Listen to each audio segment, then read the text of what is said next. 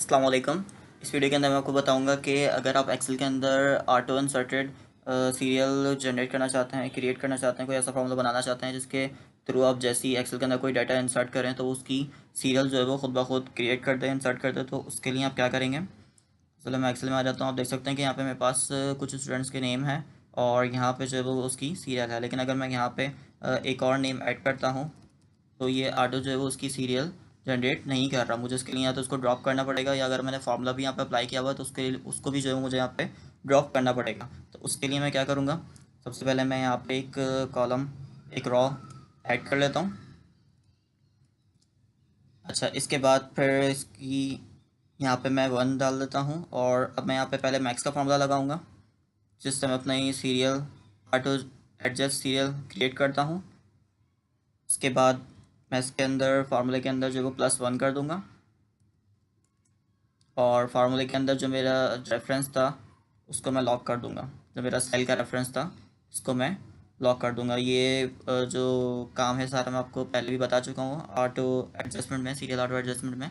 अब यहाँ पे आज जो मैं आपको बताऊँगा वही बताऊँगा कि अगर आप ऐसा फार्मूला क्रिएट करना चाहते हैं कि जैसे जैसे आप डाटा इंसर्ट करते जाएँ तो वो ऑटोमेटिक जो है वो आपकी सीरियल क्रिएट होती जाए, तो वो आप किस तरीके से परफॉर्म कर सकते हैं। मैं इसको हाइड कर देता हूँ और अपने फार्मूले को जो है वो ड्रॉप कर देता हूँ। अच्छा सॉरी, यहाँ पे मैंने इसको ड्रॉप कर दिया। तो आप देख सकते हैं कि ये भी मेरा फार्मूला तो क्रिएट हो गया है, लेकिन मैं इसको जहाँ तक ड्रॉप करूँगा ये सिर्फ वहाँ तक सीरियल क्रिएट करेगा। और अभी अगर यहाँ पे मेरा स्टूडेंट का नेम है या नहीं है, ये जहाँ तक मैंने फार्मूला ड्रॉप किया उसने वहाँ तक सीरियल क्रिएट कर दिया। अब मैं चाहता हूँ कि मैं ऐसा फार्मूला बनाऊँ कि अगर यहाँ पर स्टूडेंट का नेम है तो ये सीरियल क्रिएट करे, अदरवाइज़ नहीं करे। तो उसके लिए मैं क्या करूँगा, यहाँ पे इफ़ की कंडीशन यूज़ करूँगा। जैसे मैं यहाँ पे इसी फार्मूले के अंदर इफ़ की कंडीशन लगा देता हूँ। यहाँ पे मैं कहता हूँ इफ़ मेरा जो लॉजिकल टेस्ट है वो क्या हो जाएगा, सेल हो जाएगा कि अगर सेल के अंदर जो है वो टैक्स मौजूद है तो फिर फार्मूले को परफॉर्म करो, वरना नहीं करो। तो मैंने क्या किया, अपने सेल का रेफरेंस दे दिया और यहाँ पे मैं इक्वल टू का साइन लगाता हूँ और इन्वर्टेड कॉमास लगा देता हूँ। ये हो गया एम्प्टी कि अगर सेल एम्प्टी है तो क्या करो। अब यहाँ पे मुझे कुछ परफॉर्म नहीं करवाना तो मैं यहाँ पे एम्प्टी दे देता हूँ। ठीक है, कुछ नहीं करो। उसके बाद अगर एम्प्टी नहीं है यानी मेरी कंडीशन अगर फॉल्स है तो फिर इस फार्मूले को परफॉर्म कर दो। कर देता हूँ। तो आप देख सकते हैं कि इसने यहाँ पे तो मुझे सीरियल दे दी है क्योंकि मेरा यहाँ पे टैक्स मौजूद था। अब जब मैं इसको ड्रॉप करता हूँ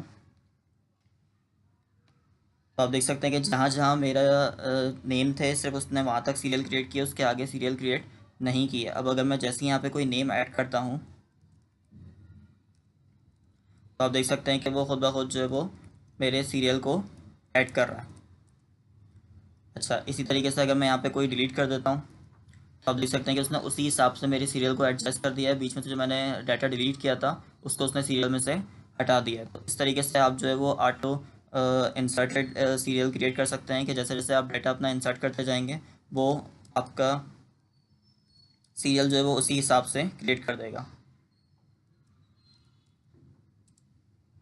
इसी तरीके से अगर आप बीच में से कोई और रिमूव भी करते हैं तो आपके फार्मूले पर कोई इम्पैक्ट नहीं पड़ेगा।